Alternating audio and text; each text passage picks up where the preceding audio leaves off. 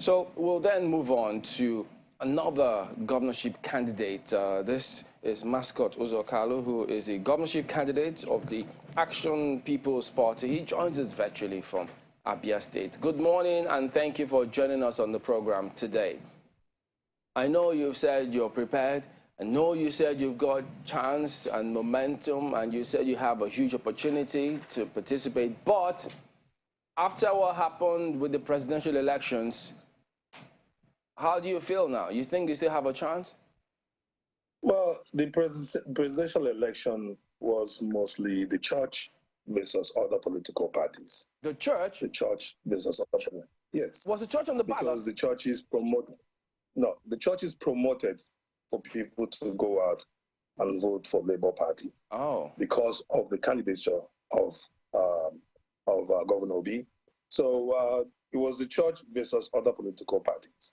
Today, last Sunday, the churches also came back and said, go and vote your conscience. Vote for the individual who will fix the state, who will repair, who fits the profile of what you want as a governor and leaders of the state.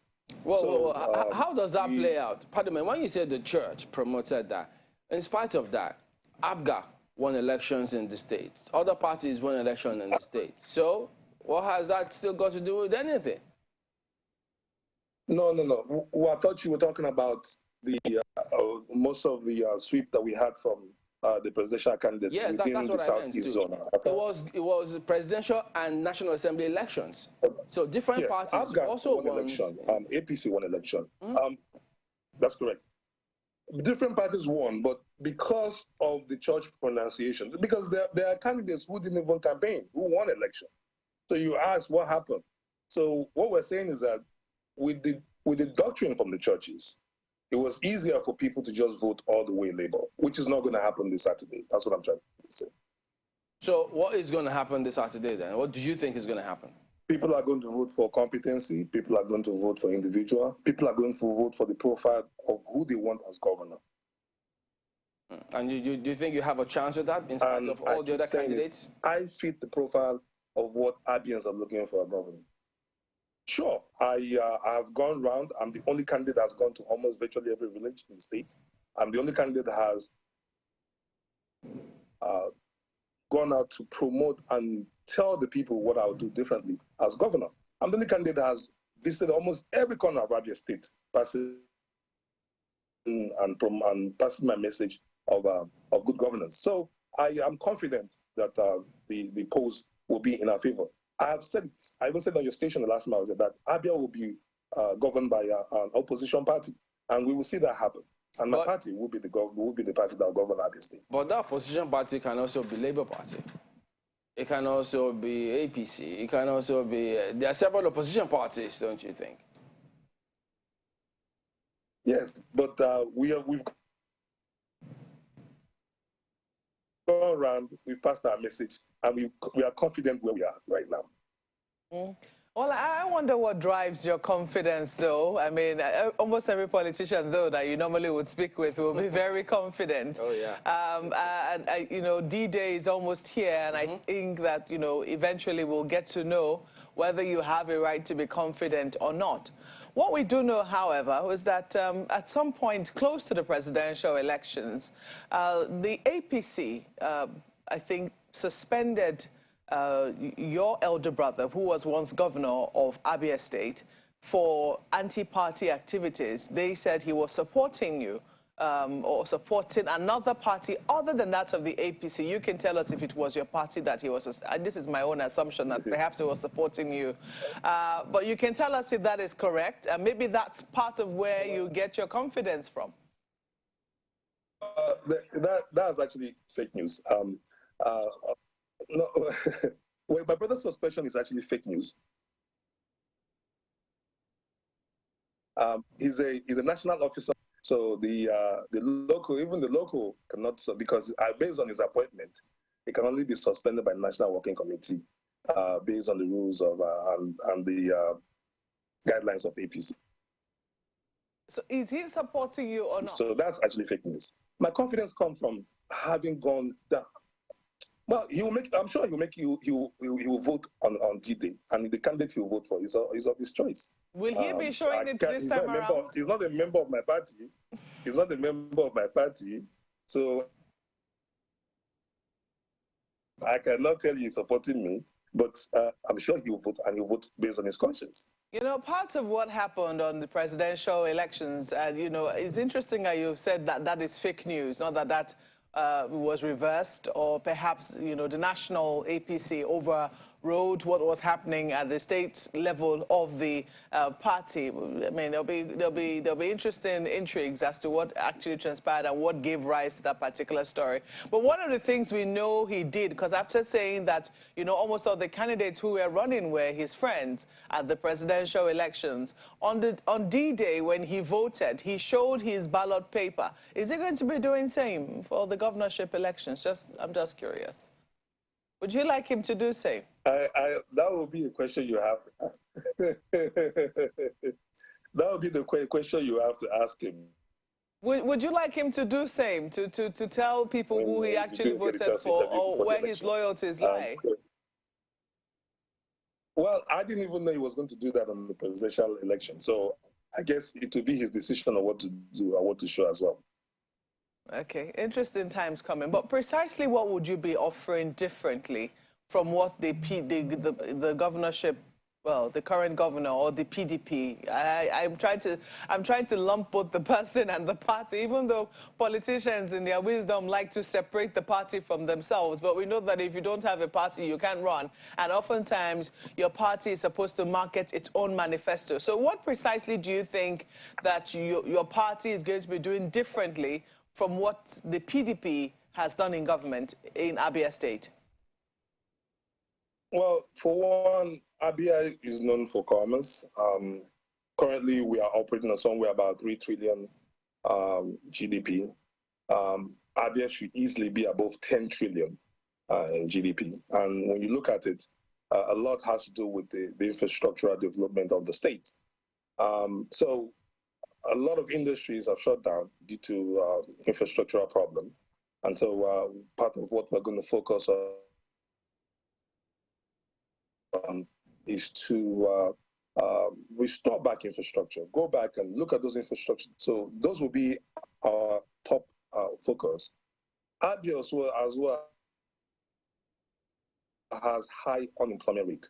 As you know, the national unemployment rate is somewhere about 34%. For Abia, we've seen numbers from 52% to about 65%, depending on what record you're looking at. But it comes to show that Abia is almost twice as the national unemployment rate. So, 60 to 70% of those people are the youths of Abia State. So it lets you know that we also have huge youth unemployment. So before we take you up on some other matters of your manifesto, we need to find a way to get them youthfully engaged. Okay, pardon me, it was coming in broken at the time. So what are your expectations concerning the electoral officers, specifically uploading results, conduct of INEC officials? What assurances do you have from the resident electoral commissioner?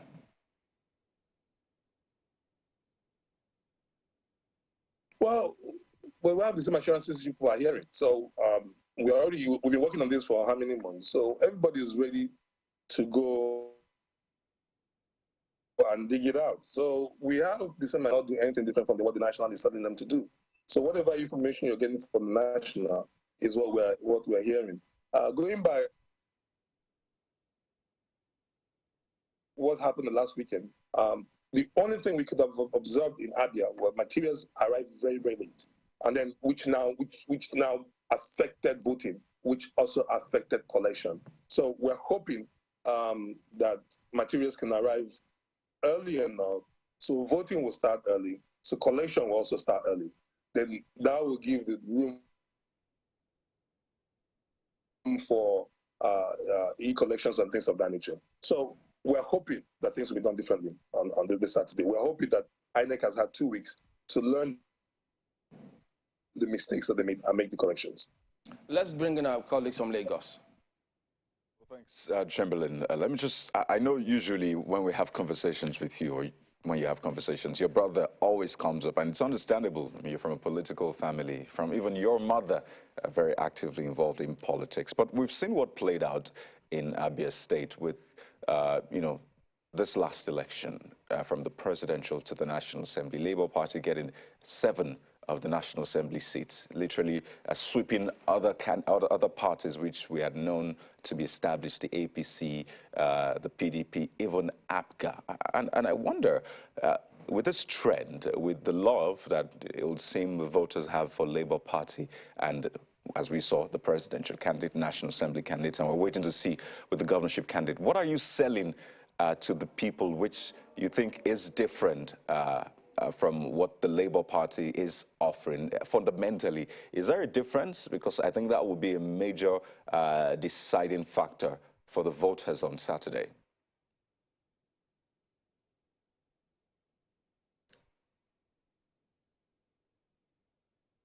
I'm not sure that you got my question. I noticed we've been having glitches with the audio. But are you there?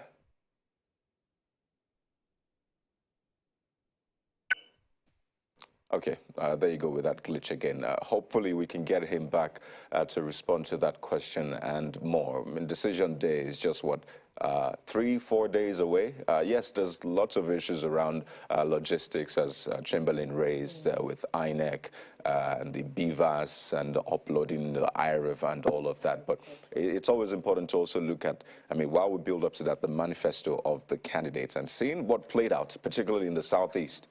Just 2 weeks ago, there'll be questions as to whether or not that will be sustained or there will be a significant change from what we saw. Yeah, and, you know, Mr. Mascot Uzokalu being from Abia State, it will also be interesting to know what plans he has for traders in Abia State, you know, considering Abia being also one of the commercial nerve centers in the Southeast, you know, and compared with, you know, what other candidates are offering, it seems as if that state, you know, is also taking in the message of the Labour Party in that state. So what chances, you know, does he have against, you know, that wind that is currently blowing, you know, in the Southeast, you know, how he hopes to counter it and ensure that his own message comes on stronger in Abia State. It will be interesting to know his thoughts in that regard, as we hope that all of those issues will be resolved, the glitches in audio will be resolved, and we can have him come back to talk about that. Well, his brother, usually he comes up in that conversation, and I know, I imagine how he feels every time, but his brother won his election for Abia North Senatorial District. We had the Labour Party also winning Central and APGA winning Abia South. That's for the senatorial election. But if you look at the House of Representatives election, the result, by the way, their certificate of return is expected to be presented to them today. You see that Labour Party had Aba North, Aba South, had Arochukwu Ohafia, had Ikwano Umaya North.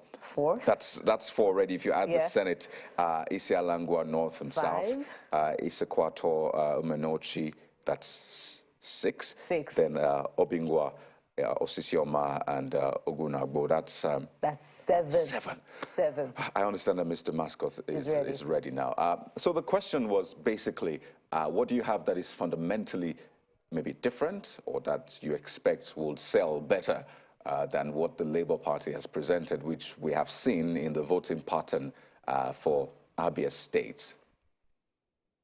Let me restate again. Last election was mostly the churches versus other political parties. That's why you see there are some candidates of that party that did not really campaign, that did not really work hard. And today they are maybe in the National Assembly. So it's because of the orientation of the churches towards this matter. So what I'm saying is that the election of this Saturday will be different because Abia has gone through a time of struggle, a time of difficulty, and so people are looking for that one individual that can hopefully rescue Abia State from the problems that it finds itself today. And that one individual, repeatedly, when it's talked about, that one individual is me. You know, I've seen the campaigns in Abia State, and I've seen how the candidates have campaigned across board their messaging, and that's what I'm focusing on. I know there might be other factors that come into play. I mean, it's politics; these things come together. But I'm talking about your particular manifesto, because I've seen the Labour Party's candidate again campaigning based on his manifesto. Yes, there have been visits here and there, but I'm saying your message. What is that singular message that you hope will sell better than what the either Labour Party, the PDP, but particularly the Labour Party, as we've seen, that will sell better than the Labour Party's candidate? Well, who can Abia people trust? I have worked as a chief of staff, and for the 3+ years I was there was no blemish in my records. Who can Abia people trust? That's the question. I have a history of trying to bringing back industries, moribund industries, back to life. As chief of staff, I was instrumental with the now revived Golden Guinea. As chief of staff, I was also instrumental when we were trying to revive the modern ceramics, which died after I left office. I brought in some bills that would have helped, or suggested some bills that would have helped in rebuilding the government. So the question is, who can Abians trust? Who has the mandate of Abia people to go and deliver? It's easy to hide behind a political party. It's easy to have advantage from a political party. And it's also easy for us to come out and talk about the things we're going to do. My manifesto directly speaks and works on how do we revive the economy of this state. The economy is beaten by hardship. The economy is beaten by unemployment. The economy is hidden by lack of infrastructure. So, and this, if you look at my manifesto, these are the targets of my manifesto. How do we revive back our infrastructure to bring them back to life? How do we bring back economy by industrialization? How do we now use that to reduce unemployment rates? How do we go back and train our people in schools? We are the only candidate or the only political party offering free primary and secondary school education. We're the only candidates talking about how to go back to train our teachers to make sure they meet the current global performance in teaching. If you look at today, an average child in Lagos or in Abuja who's about 5-6 years old can use a Palm Pilot. But in Abia, some kids that are 12, 13 years old are still learning to use those things. So those are the kind of training that we're talking about bringing. Those are the kind of development we're talking about, the changes we're trying to bring to Abia State. And we're confident that we can do that. Stories and the announcement of winners. Watch Channels Television's coverage of the 2023 governorship and state houses of assembly elections. Channels Television, a network built on trust.